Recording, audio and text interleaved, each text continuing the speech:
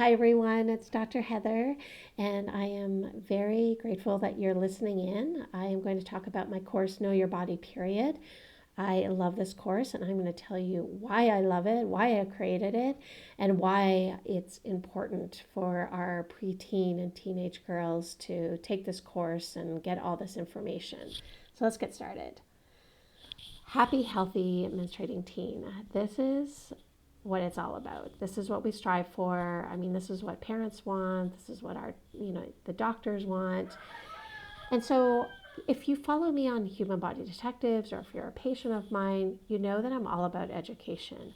And I've said this a zillion times, that the more that we understand how our bodies work, the more respect that we have for it. And because of that, we just innately want to start to nourish and to support it. And then when we, start implementing all that and have a greater awareness to that, we start realizing the side effect is feeling great, feeling empowered, feeling strong and smart. And this is what I want our teenage girls to feel. I want them to start understanding their anatomy, their physiology during a 28-day cycle. What's going on? What are the hormones that are involved? What are they doing? And what are the benefits? What are their superpowers? And how can girls make sure that they're well supported so that they feel good? And I really believe that if we can teach our girls this at a young age, that they can go into womanhood really feeling grounded and strong. So this is one thing that I talk about throughout the course. Knowledge is power, which is what I was talking about in the last slide. But it's just really important that with this knowledge comes great power, and we start to really understand what makes us feel good, what doesn't make us feel good, and we can make some poor choices here and there. We can make some mistakes here and there, but what's really important is not being hard on yourself, being gentle with yourself, and to learn from it and to let it go, and that you can always start again. Life, it's like a new cycle in nature. It's just, and so I really strive to say that, so that we have to be gentle with ourselves, and we have to not be so hard on ourselves. So that is a big thread of what I talk about throughout the course. So I'm going to talk about what are hormones, the HPO axis, brain and ovary communication, a vital sign. That's actually what the menstrual cycle is, and why doctors need to be paying more attention to that. And then journaling and charting, which can really help out not only girls and women with their cycle, but also for their doctors. And then how you can support your daughter. All right, so I am a mom, and I have two girls. They're almost out of their teenage years now. I have a 19-year-old and a 22-year-old. But I have to say, it's been hard. It was hard, especially when my older daughter was going through puberty, to kind of navigate that without a doctor's hat on.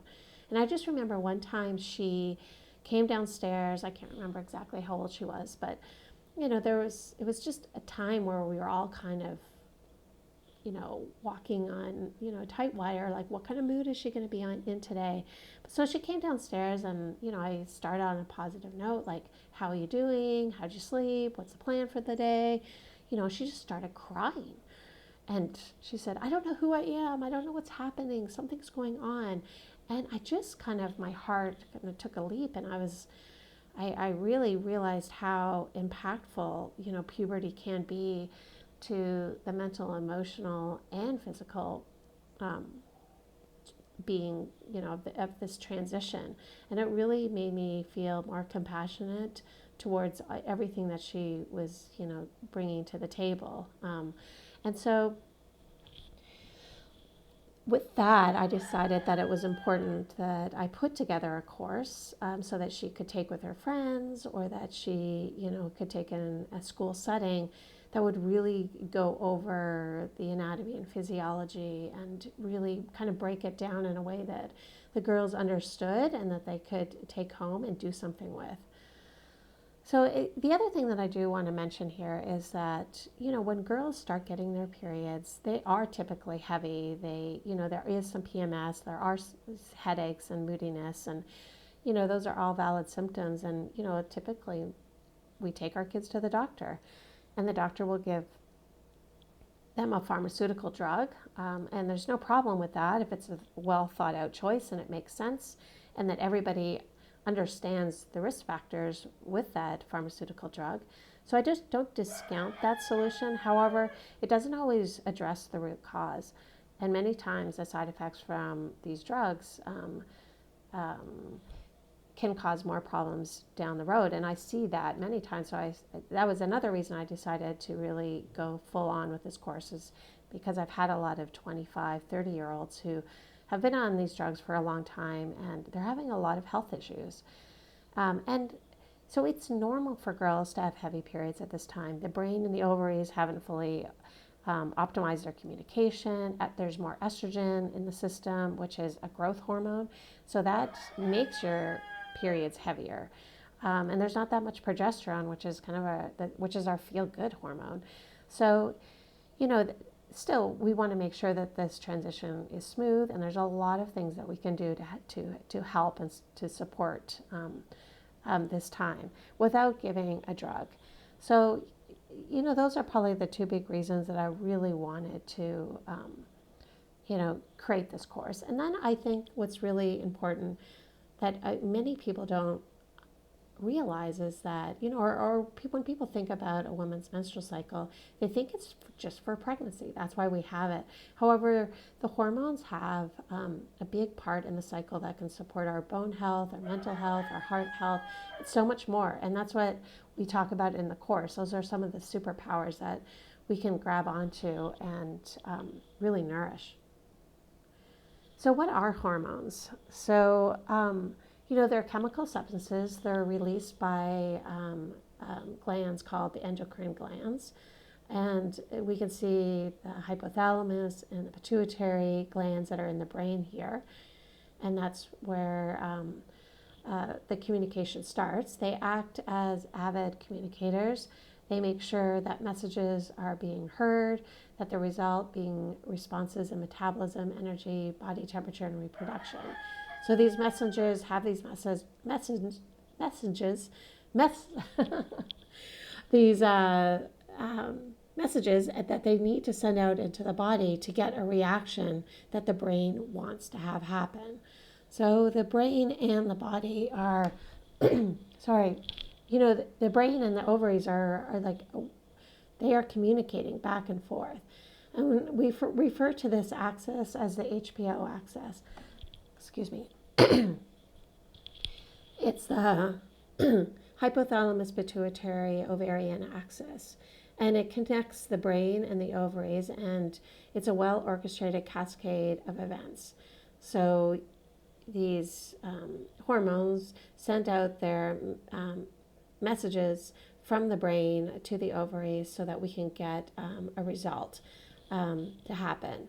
So it's controlled by a feedback loop. And when I think about, I do talk about feedback loops in the course, but if we want to go back to biology, we think about feedback loops as an occurrence in the body that will either amplify a system or it will inhibit a system.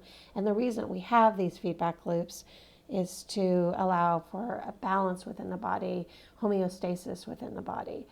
And that's,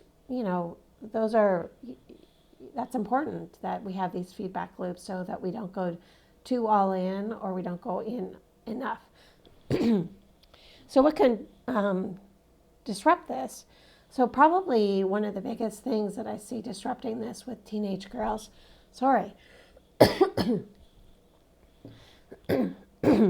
is not eating enough. So, this can go down two roads. So maybe this girl has an eating disorder. Maybe there's something going on emotionally that she just, doesn't want to eat. And that really needs to be addressed and,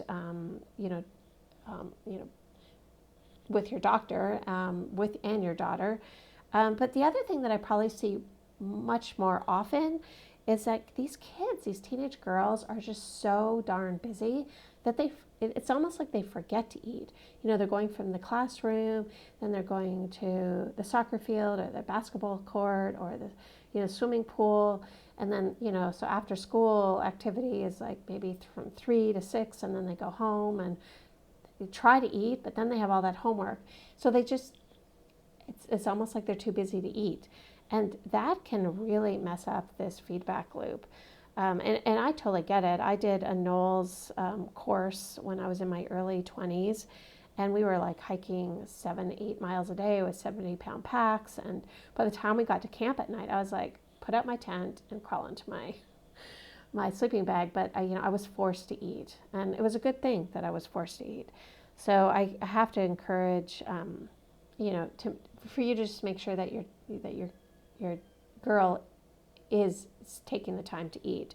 So the other thing that I see a lot is that the girls are not eating good quality fat. And we think about fat as being like the mother hormone. It's making all of the hormones. So in order to make sure that we're making good, strong hormones, we want to make sure that we're eating good quality fat. So I really, encourage you to have, avocados around, chia seeds, nuts and seeds, because those are all great quality fats that can be really supportive in the making of hormones. So these are just some of the graphics that I have scattered out to kind of, I talk about this stuff and I write copy about it, and then, have this visual aspect to it. So as you can see here, our body temperature does change throughout the cycle. And then we have the ovulation here where we have the growing follicle, which is all explained in the course, and then ovulation. And then at the bottom, it shows you the different hormone levels that are happening during this cycle that we go through. So, it's kind of puts it together in a visual way for the girls to be able to put it together. And then I love this because I think a lot of, we talk about the menstrual cycle and the different moods that girls have, but, we put a lot of emphasis on when these hormones become out of balance, that's when the moodiness can start, or even sometimes these hormones kind of make us feel a little bit, that we want to ground down and slow down and go inwards. And so when we understand what these hormones are doing for us on a mental, emotional aspect, then we can really embrace it.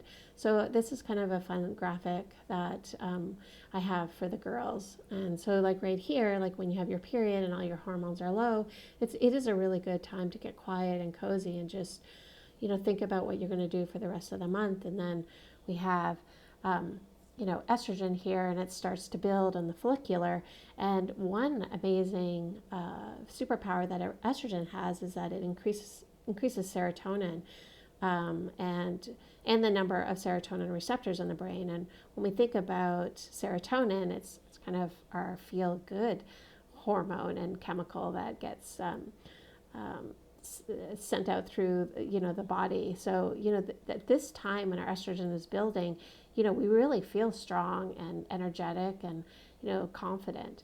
And then on the flip side, when our progesterone is higher, that progesterone helps to make GABA, which is a calming chemical. And so if the girls have ovulated, they will have more GABA in their system, which can be more GABA in their circulation, which can really help with sleep and anxiety, really feeling calm and confident and safe and secure. So, it's good that the girls start learning these things.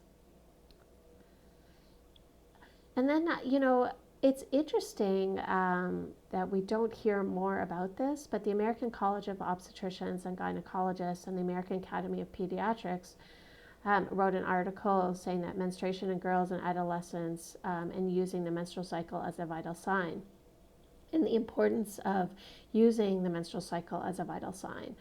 And, this is kind of a good wake-up call. And as Geraldine Pryor mentions, who's an endocrinology professor, she says that the menstrual cycle is an indicator of health. So doctors really need to be paying more attention to the menstrual cycle and how girls are feeling throughout the cycle, and not just kind of pinpointing it on specific times, but looking at it as a whole. So, and one great way that we can do this to help out our doctors is to journal and chart your cycle. So, like day one is your period, what's going on, how are you feeling, are you hungry, are you not hungry, are you tired? Being able to write all of those things. Is my period heavy? What's my temperature like? Being able to write all those things down and do that throughout the 28 days or 25 days or 26 days, wherever you are, whatever your cycle is, and being able to understand how long your cycle is. So, it's really good for you to get this information to see if you see any patterns. If you realize that, say during ovulation, you get skin breakouts, or you have a lot of anxiety during your luteal phase, maybe you didn't ovulate, and maybe we need to work on that. And if we see a pattern on that, then we can really help address that and get to the root cause and be able to nourish that part of your cycle. And then we can also bring that to your medical doctor and say, this is I'm getting chronic headaches at this time, and it's happened over the last 3 months. We can really be able to look at that and address it. So a few other ways that you can support your daughter. I love seed cycling. I'm not going to go into that right now, but I definitely do in my course. It's a really easy thing that that girls can do and women can do. If you don't have a seed cycling chart, you can, I think on my Instagram account, in the bio, you can get the link there. If you have troubles, just send me an email. My Instagram is @humanbodydetectives. But we also need to journal and chart. So getting a journal or get an app like Clue or iPeriod. I know there's one that's really dedicated towards teenage girls. I don't remember it offhand, but it's in my resource section of Know Your Body Period. And then what I mentioned on an earlier slide is that our body temperature does change throughout the month. So that's kind of a fun thing for girls to start doing, is taking their body temperature right when they wake up, just to kind of get an idea of where they are in their cycle. And then keeping nourishing food in the fridge and pantry, really good quality fats, having that hanging around, like even making guacamole with the avocados. That's going to help make the hormones. Maybe make some chia seed pudding, having bean dips and hummus, and cut up vegetables. If you start, kids are going to, and I mean everybody does this. If it's an easy food, people are just going to gravitate towards that first. So getting the processed foods out of the pantry and putting things more in there that are more nourishing and supportive to the body can really make a big difference in how a girl is going to feel during her monthly cycle. All right, so, and then of course, Know Your Body Period course, you can have your girls take that. So I broke it down here on what you're getting in the course. So there's a few different parts. We have you got to start somewhere, part 1, and that's everyday wellness. So I talk about sleep, to movement, to nutrition, to beauty care, some self-care with using crystals and essential oils. And then stay in the loop, I go into the female physiology and hormones and how that ties into the moon and the seasons, and how journaling and charting is really important. And tying in spirituality, and how that can make a big impact on your mental, emotional feelings during the cycle. I don't go into religion, but just spirituality and how you are, how you're being, and that could tie into your personal religion. And then part 3 is it's not just a phase. So this is when I break it down into the menstrual, follicular, ovulation, and luteal phase. And within each of those phases, I include the science of what's happening in your body and how to unleash those superpowers and how to nourish those superpowers. And then I have conclusion, glossary, and references at the end. So it's a lot of information, but it's done in a fun and entertaining way. All right, so where can you find Know Your Body Period? You can go to Thinkific. So just Google Human Body Detectives Thinkific, and it should pop up. You can also go to the Human Body Detective site. If you want to take a look at the doctor side of me, you can go to drheathernd.com, and feel free to email me with any of your questions. All right, thank you for listening. Have a great day.